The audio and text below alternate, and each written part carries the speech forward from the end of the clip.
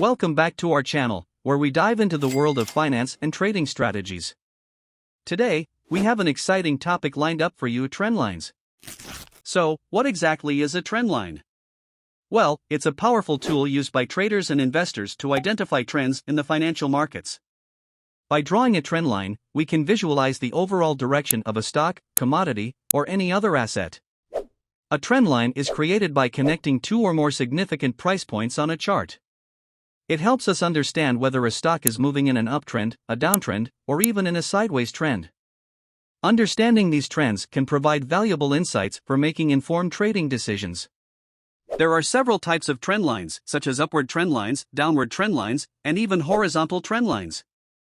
Each type tells us something unique about the market sentiment and price action. Now, let's talk about how to draw a trend line accurately. The key is to identify the most significant swing highs and swing lows on the chart. These are the points where the price reverses its direction. By connecting these points, we can create a trend line. Remember, the more touches a trend line has, the stronger it becomes. It confirms the validity of the trend line and increases its reliability. So, it's essential to look for multiple touches when drawing your trend line. Now that we know how to draw trend lines, let's discuss how we can utilize them in our trading strategies. Trend lines can act as dynamic support and resistance levels. When the price approaches a trend line, it often bounces off or breaks through it, signaling potential opportunities.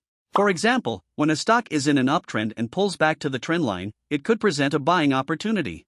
On the other hand, if a stock breaks below a trend line during a downtrend, it might indicate a potential selling opportunity. In conclusion, trend lines are an essential tool for traders and investors alike.